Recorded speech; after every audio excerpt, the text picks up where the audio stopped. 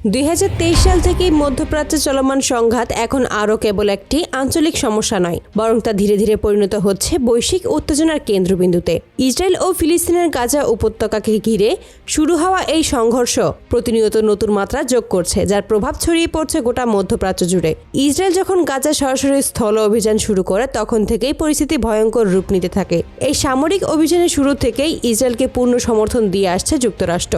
অস্ত্র সরবরাহ, অর্থনৈতিক সহায়তা ও কূটনৈতিক সুরক্ষা সব ক্ষেত্রেই ওয়াশিংটন ইসরায়েলের পাশে দাঁড়িয়েছে। তবে এই দীর্ঘস্থায়ী অভিযানের সবচেয়ে বড় খেসারত দিতে হয়েছে ফিলিস্তিনের নিরীহ জনগণকে। বিভিন্ন আন্তর্জাতিক মানবাধিকার সংস্থার তথ্য বলছে, এই সংঘাতে এখন পর্যন্ত লক্ষাধিক সাধারণ ফিলিস্তিনি প্রাণ হারিয়েছেন।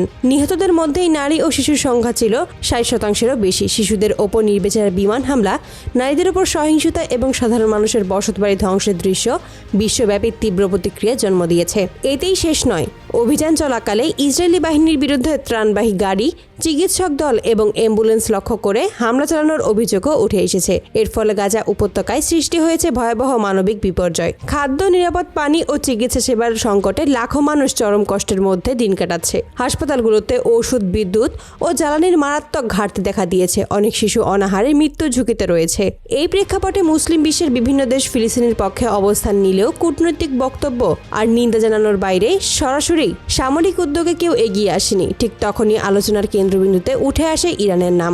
বিশ্লেষকদের মতে প্রথম দিকেই ইরান পরোক্ষভাবে ফিলিস্তিনিপন্থী একাধিক গোষ্ঠীকে অস্ত্র, প্রযুক্তিগত সহায়তা এবং সামরিক প্রশিক্ষণ দিয়ে আসছিল। তবে সময়ের সঙ্গে সঙ্গে গাজায় প্রাণহানি বাড়তে থাকায় ইরান ধীরে ধীরে আরও সক্রিয় ও প্রকাশ্য ভূমিকায় যেতে শুরু করে। এমন এক উথাল পরিস্থিতির মধ্যেই সাম্প্রতিক সময়ে ঘটে যায় একটি আলোড়ন সৃষ্টিকারী ঘটনা। বিভিন্ন সূত্রের দাবি অনুযায়ী মধ্যপ্রাচ্যে অবস্থিত একটি মার্কিন সামরিক ঘাঁটিতে ইরান ড্রোন হামলা চালায়। এই হামলায় অন্তত 13 জন মার্কিন সেনা নিহত হয়েছে বলে জানা যাচ্ছে। একই সঙ্গে ব্যাপক ক্ষয়ক্ষতির কথাও উঠে এসেছে। এই ঘটনাকে ঘিরে আন্তর্জাতিক অঙ্গনে ছড়িয়ে পড়ে তীব্র উত্তেজনা। যুক্তরাষ্ট্রের রাজনৈতিক মহলে শুরু হয় ব্যাপক আলোচনা ও উদ্বেগ। দেশটির সাবেক ও প্রভাবশালী নেতা ডোনাল্ড ট্রাম্প এই ঘটনায় গভীর উৎকণ্ঠা প্রকাশ করেছেন বলে জানা যায়। বিশেষ করে মধ্যপ্রাচ্যে যুক্তরাষ্ট্রের সামরিক ঘাঁটির নিরাপত্তা নিয়ে তার উদ্বেগ স্পষ্ট হয়ে ওঠে। বিশেষজ্ঞদের মতে এই হামলা যুক্তরাষ্ট্রের জন্য কেবল প্রাণহানির ঘটনা নয়, বরং এটি একটি বড় ধরনের কৌশলগত ধাক্কা। দাবি করা হচ্ছে, অত্যাধুনিক প্রতিরক্ষা ব্যবস্থা থাকা সত্ত্বেও ইরানের ড্রোন হামলা ঠেকাতে ব্যর্থ হয় মার্কিন নিরাপত্তা ব্যবস্থা।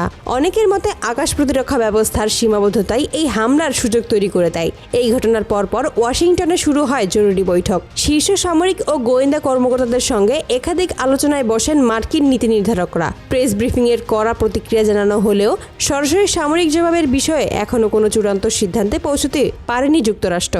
অন্যদিকে ইরানের পক্ষ থেকে দেওয়া বিবৃতিতে বলা হয়, এই হামলা ছিল একটি সীমিত প্রতিবাদমূলক প্রতিক্রিয়া। ইরানি স্পষ্ট করে জানায়, ফিলিস্তিনের ওপর হামলা বন্ধ না হলে ভবিষ্যতে আরও কঠোর পদক্ষেপ নেওয়া হতে পারে। ইরানের ভাষ্য অনুযায়ী তারা যুদ্ধ চায় না, তবে নিরীহ মানুষের ওপর নিপীড়নের বিরুদ্ধে নীরব থাকতেও রাজি নয়। এই অবস্থায় মধ্যপ্রাচ্য জুড়ে নতুন করে বড় যুদ্ধের আশঙ্কা দেখা দিয়েছে। ইরান ও যুক্তরাষ্ট্র যদি সরাসরি সংঘাতে জড়িয়ে পড়ে, তাহলে তার প্রভাব শুধু এই অঞ্চলে সীমাবদ্ধ থাকবে না, বরং তা ছড়িয়ে পড়তে পারে বৈশ্বিক পর্যায়ে। জ্বালানি বাজার থেকে শুরু করে আন্তর্জাতিক নিরাপত্তা সব ক্ষেত্রেই ভয়াবহ প্রভাব পড়ার শঙ্কা রয়েছে। বিশ্লেষকদের মতে এই মুহূর্তে সবচেয়ে জরুরি হলো কূটনৈতিক সমাধানের পথে এগোনো, কারণ একটি ভুল সিদ্ধান্ত পুরো অঞ্চলকে ঠেলে দিতে পারে সর্বাত্মক যুদ্ধের দিকে।